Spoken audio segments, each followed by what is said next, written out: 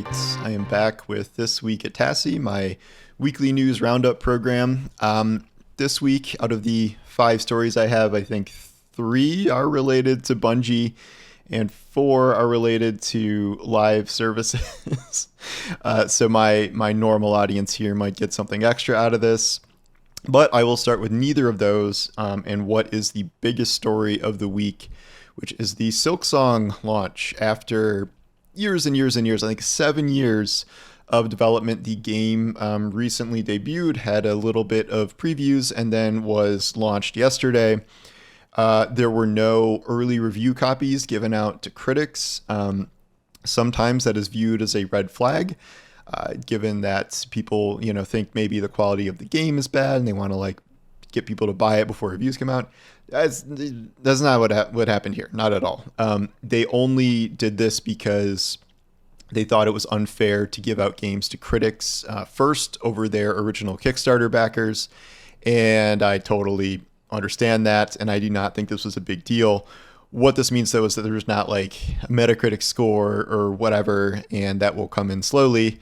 I said in my article, beware of articles that come out or reviews that come out too early, because this is going to be a decently long experience, supposedly, and either you skip stuff or you rushed. So a couple of days, those reviews should be good. The response to this has been nuts. Absolutely crazy. So positive reception, yes, but I was looking, I'm like, I'll talk about the player count peak yesterday. No, it is literally peaking as I record this. It is at 549,068 concurrent players on Steam. That is, what was Hollow Knight? I think it's close to 10 times whatever the peak of Hollow Knight was way back in the day. So this is just a huge, huge game. And yet another example of a potential Game of the Year contender, game everyone loves, everyone's playing. This costs $20, I believe, and this joins things like Blueprints and Expedition 33 as some of the best games of the year that do not cost $70, which is great. I'm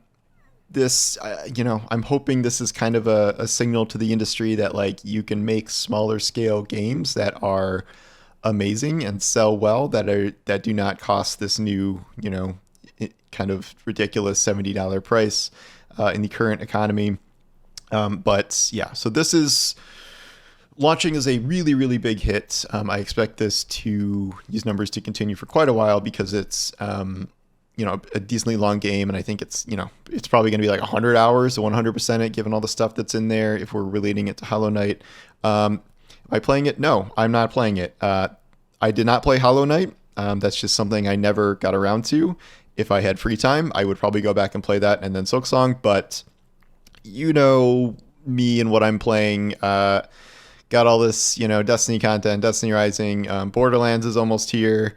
And, I got so much stuff to do. So I will be pushing that indefinitely, but don't take me not playing it as I think it's bad or whatever. So very cool to see that succeeding. And apparently it is still just climbing and will probably hit its peak over this weekend. Sunday is usually the peak day. Most games peak on day one, even if it's not a weekend. So this is extra good. Moving on from that, we can start the Destiny stuff. I just wrote about this, but Bungie revealed Ash and Iron in a new trailer, which is their mid-season major update for Destiny, because we don't really have real seasons anymore or episodes. We have 2 smaller expansions, and then in between those, that 6-month gap, we have a major update.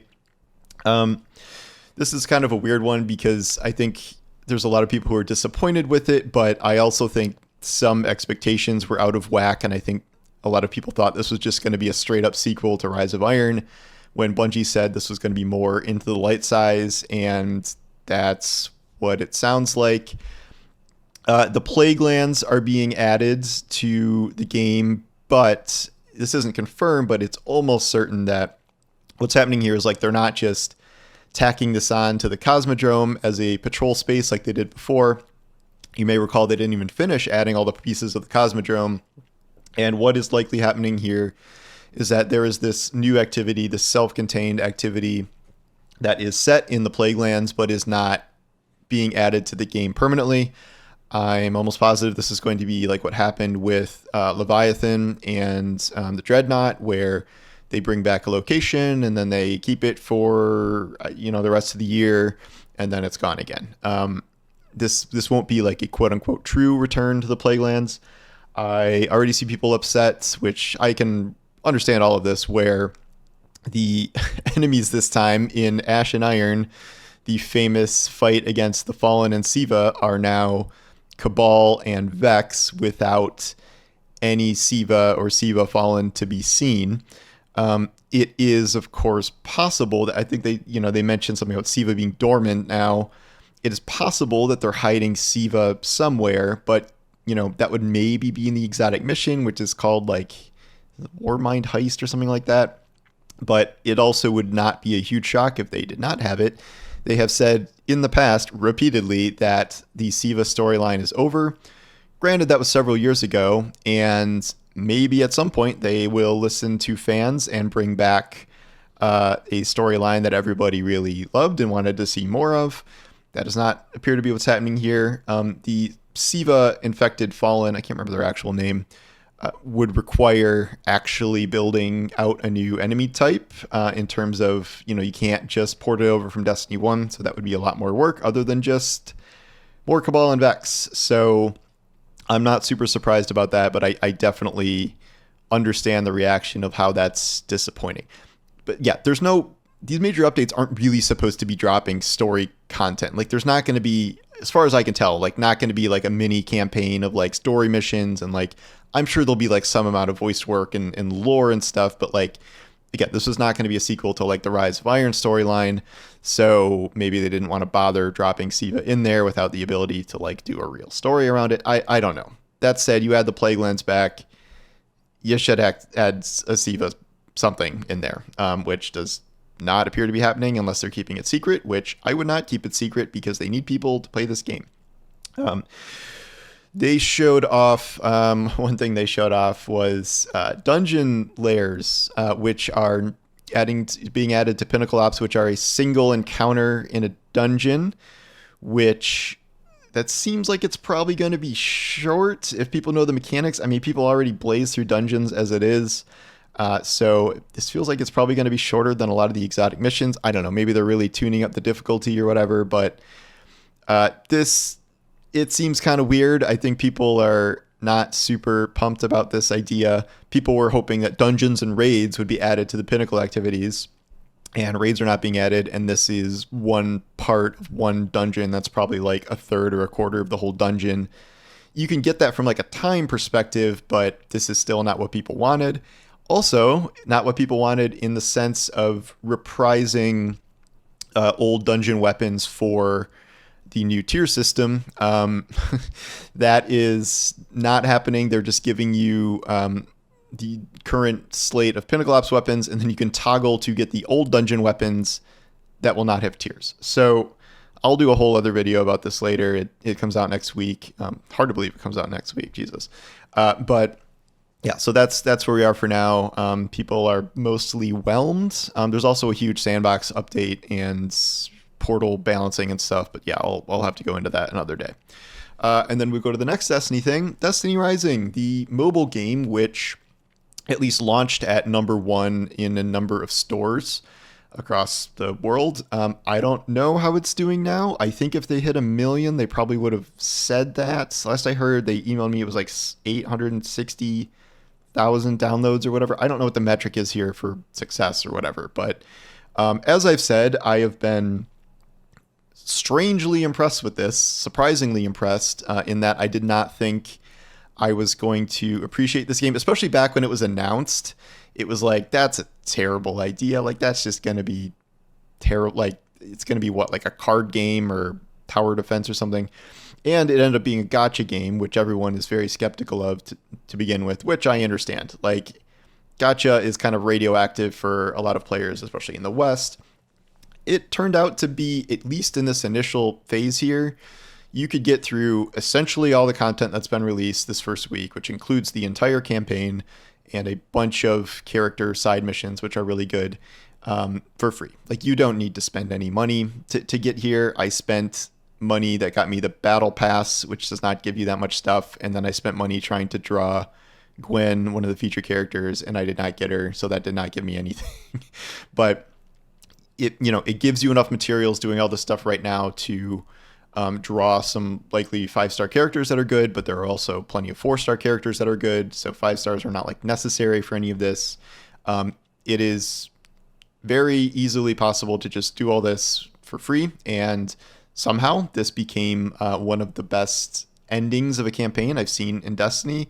It's a little shaky at the start, but as you go, it gets better and better. A lot of the character side quests I think are really good, and the last mission is like actually legitimately epic to the point where I think it is one of the better campaign ending missions in the franchise, which sounds insane, but it is. They also launched a raid, which I think people really had fun with. I didn't play it. I didn't get a team together. Maybe I will at some point here. I've said that I'm probably going to have to drop Destiny Rising for some period of time, if not indefinitely, because I don't have time. Like I really, truck through it to put out some content. But, again, Borderlands, Ash and Iron, Ghost of Yotei, like this whole month is just going to be jammed. And like I don't have time to log in every day and spend 45 minutes spending all my energy and, doing new updates and all this stuff. So, time is limited, so I will have to curb that a bit. I guess I'll just do the third third Bungie story, which is this story about how Bungie is paying people to play Marathon for an hour every day in a month. They're paying them $500. This was, taken to be like, Marathon's so bad, Bungie has to pay people to play it. This is a very standard marketing or playtesting procedure. People get paid to playtest all the time. This is not a bribe in the sense of if you're paying someone $500 for 30 hours of gameplay, it's like $16 an hour. And that's, a decent amount of playtime for not that much money. People were picked from existing playtests. There have been a number of internal playtests right now. Things have improved. There's been some leaks here and there. They are really locking this down after the un-NDA'd alpha really kind of soured everything. I've not heard any updates about the plagiarism scandal, so that maybe they're still combing through the game or whatever, but that seems like something that is going to need to be readdressed at a larger scale at some point here. Or they just might, they're like, oh, we talked to the person, we paid them or whatever, moving on. There are reports that Sony is doing a state of play in the next short amount of time here, where the big thing is like allegedly Wolverine is finally going to be featured. That was announced a million years ago and we've seen nothing from. But also it is possible that Marathon will be shown off here. That is one of the reports. I would expect that to be, showcase of how the game has evolved. But I would also expect around that time to hear from Joe Ziegler and, people in Marathon with a little featurette, hopefully showing what improvements have been made and announcing the new release dates. They said that they were going to, talk to us in the fall, I think around when the game would have come out. That was the 23rd. I don't know when the state of play is going to be, but not too long from now. Everything I'm hearing is like the goal is definitely to release it when Sony said, which is before the end of the fiscal year, which is March 31st. We'll see exactly when that is, but we're not talking like a year delay or something here. And this game probably could use a year delay because famously it was rebooted maybe like 2 years ago and into the whole hero concept. And I think that is pretty apparent in the game. But this will be out eventually, and God knows we'll talk about it then. Final story here is about Borderlands. They released a new roadmap for the game that details the quarterly launch content and weekly resets. Borderlands has been very adamant, especially Randy, about how it is not a live service game.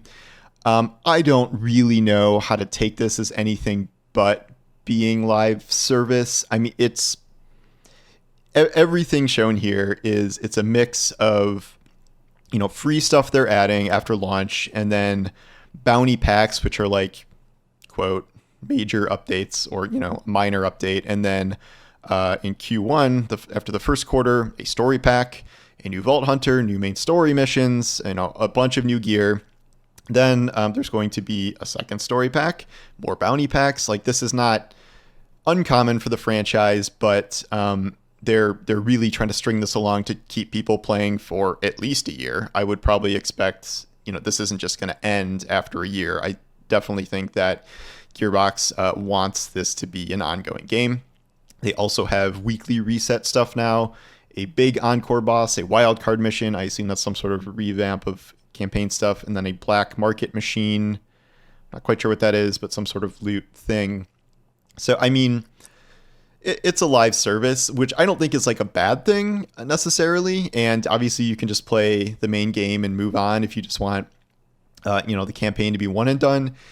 Borderlands has had pretty great DLC over the years. And this DLC is supposed to be better than some of the past iterations, which kind of got smaller and smaller. But this is something I'm going to play for the foreseeable future. And God knows there's going to be Destiny breaks and dead time to play other stuff like this. In terms of, hooking people for the long term, it's so much of this is free that I don't think it's like the biggest deal if people don't do it. They have had a lot of new reveals and things like that, where there's some playtests, there's some streams. They revealed stuff like pearlescent rarity is coming back and things like that, and just everything that's come out about this game has seemed pretty positive. I mean, I know people are kind of skeptical of Borderlands after 3, and it's like wacky tone, and it didn't do this and this right, but I have not seen anything bad about the game. It comes out in 2 weeks or something, and I will certainly have more to talk about at launch there. But yeah, so I mean, this is essentially exactly what the first Descendant does, which, these mini updates mid-season, and then in a quarter they introduce a new character. They have weekly stuff. Like, it's the same schedule as the first Descendant. I mean, and other games too, but that's the first one that comes to mind, and like that is very much classified as a live service. So I think it's semantics at this point, and I know everyone's like trying to avoid being classified as a live service as it's like radioactive, but I mean, that's pretty much what it is. So, and I'm extremely excited to play it. So that's the news for the week. I will probably do some more. Well, it's Tuesday, so I'll do something on, Ash and Iron predictions and stuff Monday, and then actual launch stuff then. Don't imagine it's going to take too long to get through the Ash and Iron content to test here, but yeah, we'll see how it goes. So anyway, thanks for watching, and I'll talk to you soon. Take care.